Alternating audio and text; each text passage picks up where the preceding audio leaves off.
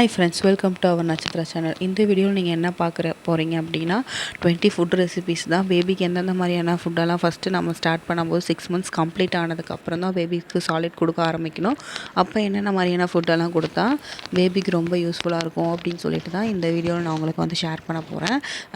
கவனமாக 15 மினிட்ஸ் வந்துட்டு நீங்கள் கேளுங்க. உங்களுக்கு நிறைய யூஸ்ஃபுல்லான டிப்ஸ் எல்லாம் இந்த வீடியோவில் கண்டிப்பாக நான் உங்களுக்கு ஷேர் பண்ணுவேன். ஸ்கிப் பண்ண வேணாம். இதில் வந்து பார்த்திங்க அப்படின்னா மொத்தமாக 20 ரெசிபீஸ் வந்துட்டு நான் உங்களுக்கு ஷேர் பண்ணியிருக்கேன். ஃபஸ்ட்டு வந்துட்டு நீங்கள் பேபிக்கு வந்து ஃபுட்டு தர போகிறீங்க அப்படின்னா நீங்கள் ஃபஸ்ட்டு வந்து ராகி கஞ்சி வந்து குடிக்கலாம். இந்த ராகி கஞ்சி வந்து நீங்கள் வந்து டீ வடிகட்டுறோம் இல்லையா, அந்த ஸ்ட்ரெயினர் யூஸ் பண்ணியும் ராகியை வந்து முன்னாள் நாள் நைட்டு ஊற வச்சு மிக்சியை வந்து நல்லா வந்து அரைச்சிக்கோங்க. தண்ணி ஊற்றி அரைச்சிட்டு அதை வந்து அந்த ஸ்ட்ரெயினரில் வந்து வடித்து கொடுத்திங்கனாவே அந்த திப்பியெல்லாம் ஸ்ட்ரெயினரில் நின்றுக்கும். அப்படி இல்லைனா ஒரு பியூரான மஸ்லின் கிளாத்தோ இல்லை வந்துட்டு காட்டன் கிளாத்தோ யூஸ் பண்ணி ராகியை வந்து அரைச்சதுக்கப்புறம் அதை ஊற்றி நல்லா புழிஞ்சு எடுத்திங்கன்னா ராகி பால் வந்து கிடைக்கும். அதை வந்து என்ன பண்ணணும் அப்படின்னா நீங்கள் மண் சட்டி யூஸ் பண்ணலாம், இல்லைனா ஸ்டெயின்லெஸ் ஸ்டீல் யூஸ் பண்ணலாம். யூஸ் பண்ணி இருக்க அந்த பாத்திரத்தை வந்துட்டு நல்லா தண்ணி ஊற்றி இப்போ வந்து நீங்கள் ராகி பால் வந்து ஒரு டம்ளர் எடுத்திருக்கீங்க அப்படின்னா அதை விட 2 டம்ளர் இல்லைன்னா 2 அதை விட ஒரு மடங்கு ஜாஸ்தி, அதாவது 2 டம்ளர் தண்ணி ஊற்றி நீங்கள் வந்துட்டு நல்லா காய்ச்சினீங்க அப்படின்னா ஃபஸ்ட் டைம் கொடுக்கும்போது கொஞ்சம் லிக்விடாகவே பேபிக்கு கொடுங்க. ரொம்ப வந்துட்டு திக்காக கொடுக்க வேண்டாம். அப்படியே ஒரு 2 to 3 டேஸ் போக போக அதுக்கப்புறம் எதுவுமே கொஞ்சம் கன்சிஸ்டன்சி வந்து திக் பண்ணிக்கலாம்.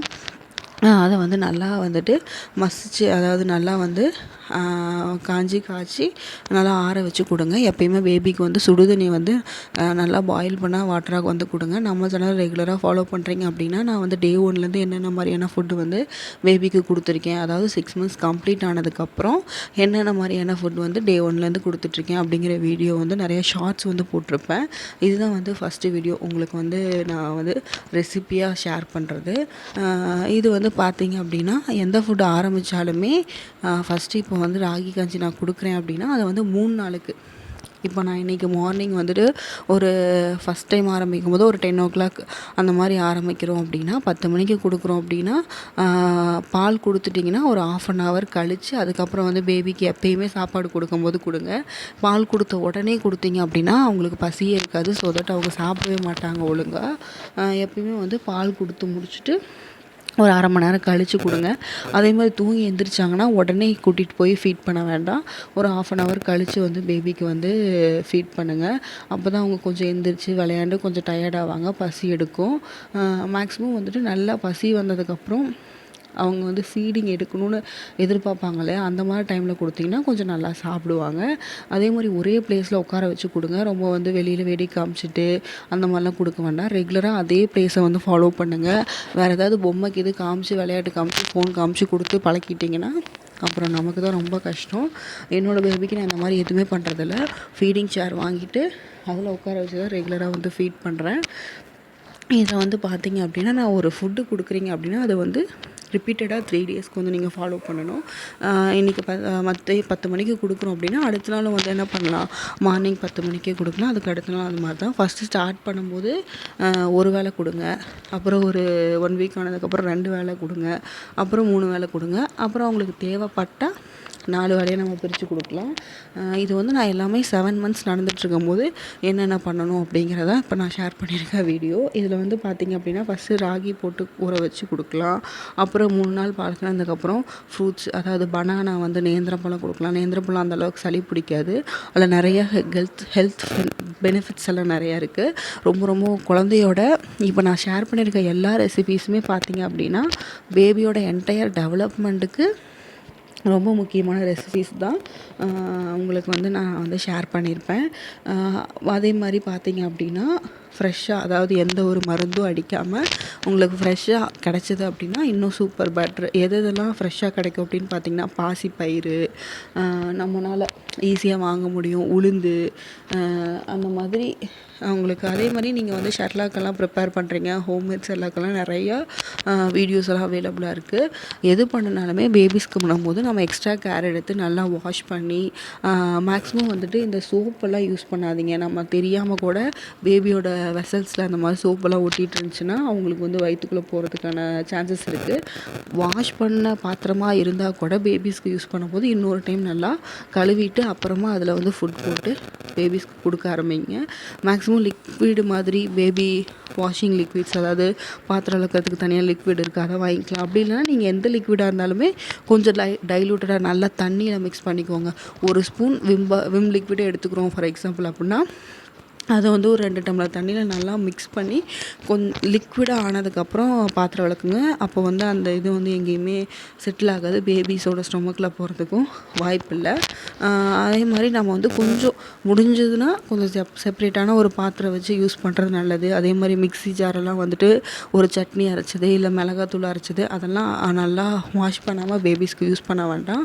ஏன்னா அந்த காரம் வந்து அவங்களுக்கு இதாகிறதுக்கு வாய்ப்பு இருக்குது. ரொம்ப க்ளீனாக வந்து யூஸ் பண்ணுங்கள். கொஞ்ச நாள் பேபிஸை நம்ம பார்த்துக்கிட்டோம் அப்படின்னா அதுக்கப்புறம் ரொம்ப ஈஸியாக இருக்கும். இதில் வந்து பார்த்திங்க அப்படின்னா ஒவ்வொரு ஃபுட்டுமே வந்துட்டு நான் 3 நாள் வந்து ஃபாலோ பண்ணிவிட்டு தான் அடுத்த ஃபுட்டுக்கு வந்து போவேன். எல்லாமே மார்னிங் டைமில் தான் ஃபஸ்ட்டு ஸ்டார்ட் பண்ணுவேன். அப்போ தான் ஏதாவது அலர்ஜி காஸ் பண்ணுதா அப்படிங்கிறத வந்து நமக்கு தெரியும். மதிய டைமோ ஈவினிங் டைமோ புதுசாக கொடுக்க வேண்டிய ஃபுட்டு இப்போ நான் வந்து ராகி கொடுத்துட்ருக்கேன் 3 நாளாக. அதுக்கப்புறம் வந்துட்டு நான் புதுசாக வந்து இப்போ கோதுமை கஞ்சி அந்த மாதிரி ஆரம்பிக்கிறேன் அப்படின்னா நான் திருப்பி அதை வந்து மார்னிங் கொடுத்துட்டு மதியமாக ராகி கஞ்சி கொடுக்கலாம்.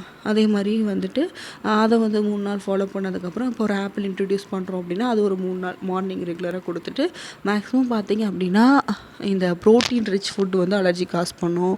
அப்புறம் வந்துட்டு ரொம்ப என்ன சொல்கிறது ஹெவியாக ரொம்ப ஜீரணம் ஆகிறதுக்கு லேட் ஆகும்ல, அந்த மாதிரி இது வந்து கொஞ்சம் ஸ்டொமக் பெயின் அந்த மாதிரியெல்லாம் பேபிஸ்க்கு தூண்டி விட வாய்ப்பு இருக்குது. ஸ்வீட் கார்ன் இதெல்லாம் வந்து பார்த்திங்க அப்படின்னா நல்லா வேக வச்சு அரைச்சி, உங்களுக்கு இந்த வீடியோ பார்த்துட்டு இருக்கும் போதே தெரியும், நல்லா வேக வச்சு அரைச்சி வடித்து தான் நான் எல்லாமே கொடுத்துருப்பேன். அந்த திப்பி அதெல்லாம் வயிற்றுக்குள்ளே போகாதனால இது வரைக்கும் பேபி வந்து ஸ்டொமக் பெயின் அந்த மாதிரி டிஸ்டர்ப் ஆகி எதுக்குமே அழுதது கிடையாது ஃபுட்டு கொடுத்து. அது வரைக்கும் ஒன்றும் ப்ராப்ளம் இல்லை. நான் கொடுத்த ஃபுட்டுமே அவங்க நல்லா சாப்பிட்டுப்பாங்க, நல்லா ஜீரணமாகிருக்கும். ஓவர் ஃபீடிங் வந்து தயவு செஞ்சு பண்ணாதீங்க. அவங்களுக்கு பிடிக்கல அப்படின்னா வாயை க்ளோஸ் பண்ணிக்கிறாங்க, இல்லை ஏதாவது டேஸ்ட் பிடிக்கல துப்புறாங்க, அந்த மாதிரினா ரொம்ப கம்பல் பண்ணி கொடுக்க வேணாம். போக போக அவங்க சாப்பிட்டு பழகிப்பாங்க.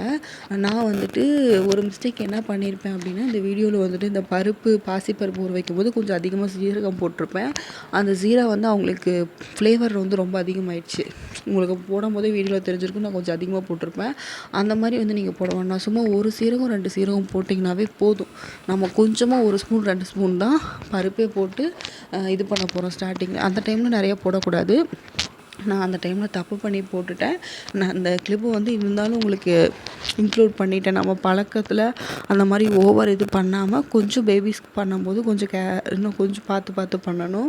அது அடிக்கடி நான் வந்து பேபிக்கு வந்து ஸ்வீட் பொட்டேட்டோ, அதாவது சக்கரவள்ளி கிழங்கு கொடுப்பேன். அது வந்து அவங்களுக்கு ரொம்பவே பிடிச்சிருச்சு. இதில் நான் காமிச்ச ஃபுட் ஐட்டம்ஸில் முக்கால்வாசி என்னோடய பேபிக்கு வந்து ரொம்ப ரொம்ப பிடிக்கும். எந்த ஃபுட்டு ஸ்டார்ட் பண்ணாலுமே ஒரு 3 நாளைக்கு நம்ம ரிப்பீட்டடாக இது பண்ணும்போது என்ன ஆகுது அப்படின்னா அவங்களுக்கு அந்த டேஸ்ட்டும் பழகிக்குது. இன்னொன்று வந்துட்டு அந்த என்ன சொல்கிறது அதுக்கு அடாப்ட் ஆகிக்கிறாங்க, அதான் பழகிடுது. ரொம்ப வந்து இது பண்ணுறதில்ல, வேண்டாம் அப்படின்னு சொல்லி ரெஸ்ட்ரிக்ட் பண்ணுறதில்ல. கொஞ்சம் இந்த ஏதாவது வாசம் வருது, ஏதாவது ஃப்ளேவர் வித்தியாசமாக இருக்கிற மாதிரி இருக்குன்னா அது மட்டும் பேபிக்கு செட் ஆகிறதில்ல. என்னோடய பேபிக்கு வந்து பார்த்திங்க அப்படின்னா நான் நெய்யெல்லாம் கொஞ்சம் அதிகமாக யூஸ் பண்ணலாம் அப்படின்னு நினச்சேன். பார்த்தோன்னா அவங்களுக்கு வந்து நெய் வந்து கொஞ்சம் செட் ஆகலை. இனிமேல் கொஞ்சம் ரொம்பையும், அதாவது ஒரு டைம் போட்டு கொடுத்தா அவங்களுக்கு செட் ஆகாத மாதிரி இருந்துச்சு. நான் மறுபடியும் அதை கொடுக்கல. இனிமேல் வந்து நான் கொஞ்சம் லைட்டாக ஆட் பண்ணி பழக்கணும். ஏன்னா கீயில் எவ்வளோ பெனிஃபிட்ஸ் இருக்குதுன்னு எல்லாத்துக்கும் தெரியும். நெய் வந்து குழந்தைங்களுக்கு வந்து பிரெயின் டெவலப்மெண்ட்டுக்கு நெய்யும் வால்நட்டும் மட்டும்தான். அது மட்டும் கிடையாது, அது வந்து கொஞ்சம் எக்ஸ்ட்ரா வந்து அவங்க பிரெயின் டெவலப்மெண்ட்டுக்கு யூஸ் ஆகும். அதே மாதிரி பாதாமும் அப்படி தான். நீங்கள் பேபிஸ்க்கெல்லாம் எந்த ஷெர்லாக் வந்து ப்ரிப்பேர் பண்ணாலும் அதில் பாதாம் முந்திரி ஆட் பண்ணுறது நல்லது. ஒவ்வொரு ஸ்டேஜஸ் ஆஃப் மந்த்துக்கும் நம்ம ஒவ்வொரு மாதிரி ஸ்பைசஸ், அதாவது பூண்டு, இஞ்சி, இந்த மாதிரி ஒவ்வொன்றும் ஆட் பண்ணி நம்ம கொடுக்கலாம் பேபிஸ்க்கு. ஃபஸ்ட்டு இப்போ வந்து நம்ம 7th மந்த்துங்கிறப்போ ஒரு வெள்ளாங்க பூண்டை யூஸ் பண்ணலாம். ஒன்றுங்கிறத பாதி இல்லை கால்வாசி அந்த மாதிரி ஸ்டார்ட் பண்ணலாம். ஏன்னா அதுவும் ரொம்ப ஃப்ளேவராக இருக்கக்கூடாது. இப்போ 7th மந்த்தும் கம்ப்ளீட் ஆகிடுச்சு, 8th மந்த் ஸ்டார்ட் ஆகிடுச்சுன்னா அப்போ வந்து பேபிஸ்க்கு வந்துட்டு இஞ்சி ஆட் பண்ணலாம், எல்லாம் பண்ணலாம். சீரகமும் 7th மந்த்தில் நம்ம கொடுக்கலாம் பேபிஸ்க்கு. எதையுமே வந்து ரொம்ப கொடுக்க வேண்டாம், கொஞ்சமாக கொடுத்தீங்கன்னா போதும். ரொம்ப மைல்டாக ஸ்டார்ட் பண்ணும்போது கொடுங்க. இப்போது 7th மந்த் ஃபுல்லாக கொடுத்து முடிச்சிட்டிங்க அப்படின்னா 8th மந்த் வரும்போது மிக்ஸ்டு ஃபுட்டாக கொடுக்கலாம். இப்போ நான் ராகியே வந்து பார்த்திங்கன்னா ஃபஸ்ட்டு ராகி மட்டும் கொடுத்துருப்பேன், அப்புறம் ராகி முந்திரியும் கொடுத்தேன். அதாவது நான் முன்னாள் நாள் நைட்டே ராகி முந்திரி ஊற வச்சுருவேன். அப்புறம் ராகியும் பாதாமும் ஊற வச்சு அடுத்த நாள் அரைச்சி பால் எடுத்து ஆஸ் யூஷுவல் காய்ச்சி கொடுத்தேன். ராகியும் உலர் திராட்சையும், ராகியும் டேட்ஸும், இந்த மாதிரி ஒவ்வொன்றும். கோதுமை ஃபஸ்ட் நாள் வெறும் ப்ளைன் கோதுமையை வந்துட்டு ஃபஸ்ட் நம்ம ரேஷன் கடையில் வாங்குகிறோம் இல்லையா, அந்த கோதுமை எடுத்துக்கலாம். இல்லைனா நீங்கள் ஷாப்பில் கூட வாங்கி இது பண்ணலாம். நான் வந்து ரேஷன் கடையில் இருக்கிற கோதுமையை நல்லா புடச்சிட்டு அதில் ஏதாவது தூசெல்லாம் இருந்தால் எடுத்துட்டு அதை நல்லா அலசி வெயிலில் காய வச்சுட்டேன். அதுக்கப்புறம் என்ன பண்ணினேன் அப்படின்னா, டெய்லியும் படுக்க போகிறதுக்கு முன்னாடி ராகி வந்து ஃபில்டர் தண்ணியில் வந்து ஊற வச்சுட்டு தூங்கிடுவேன். ஏன் இதை வந்து அலசி காய வச்சேன் அப்படின்னு பார்த்தீங்கன்னா, நம்ம டக்குன்னு ஒரு அர்ஜென்ட்டாக நைட்டு வந்து பேபிக்கு வந்து ஊற வச்சுருக்கோம்னா நம்ம வந்து அந்த டைமில் வந்து அதை ஃபுல்லாக எடுத்து க்ளீன் பண்ணி பண்ணுறதெல்லாம் ரொம்ப கஷ்டம். ஏன்னா ஒரு நாள் மாதிரி ஒரு நாள் இருக்காது. நீங்கள் எப்போ டைம் கிடைக்குதோ அப்போ கொஞ்சம் எக்ஸ்ட்ரா ப்ரிஃபரன்ஸ் எடுத்து எல்லாத்தையும் நீட்டாக அலசி காய வச்சு பேபிக்கு ரெடி பண்ணி வச்சிட்டிங்கன்னா அதை வச்சு நீங்கள் என்ன வேணால் ப்ரிப்பேர் பண்ணிக்கலாம். ஒரு ஷெர்லாக் ப்ரிப்பேர் பண்ணிக்கலாம், நைட்டு ஊற வச்சுக்கலாம். இல்லை மிக்சியில் டக்குன்னு ஒரு அரைச்சி ட்ரையாக இருக்கிறப்போ அரைச்சி எடுத்து வச்சு அதை வந்து நல்லா ஊற வச்சு டக்குன்னு கஞ்சி காய்ச்சி கொடுத்துக்கலாம். இதுக்காக வந்துட்டு நான் வந்து கொஞ்சம் முன்னாடியே எக்ஸ்ட்ரா கேர் எடுத்து பண்ணியிருந்தேன். இந்த மாதிரி பண்ணி வச்சுக்கோங்க, அது ரொம்ப யூஸ்ஃபுல்லாக இருக்குது. அதே மாதிரி கோதுமை ஊற வைக்கிறோம் அப்படின்னா கோதுமையும் ஒரு நாள், பாதாம் ஊற வைக்கலாம். இதெல்லாம் செட் ஆகிடுச்சு அப்படின்னா கோதுமை, ஒரு பாதாம், ஒரு முந்திரி, 2 உலர் திராட்சை, 2 டேட்ஸ், பிளாக் டேட்ஸ், இந்த மாதிரி ஊற வச்சு அடுத்த நாள் காலையில் நல்லா அரைச்சி அதை பால் எடுத்து கஞ்சி காய்ச்சி கொடுக்கும்போது அவங்களுக்கு அந்த பாதாம், முந்திரி, உலர் திராட்சை, டேட்ஸில் இருக்க அந்த லைட் ஸ்வீட்னஸும் வந்து பேபிஸ்க்கு வரும். ஒன்று வந்து நீங்கள் பேபிஸ்க்கு ஃபுட் கொடுக்கும்போது நல்லா தெரிஞ்சுக்க வேண்டியது, 1 இயர் வரைக்கும் கண்டிப்பாக உப்பு கொடுக்காதீங்க, ஆட் பண்ணாதீங்க ஃபுட்டோட. அதே மாதிரி 2 இயர்ஸ் வரைக்கும் சுகர் கொடுக்கவே வேண்டாம்.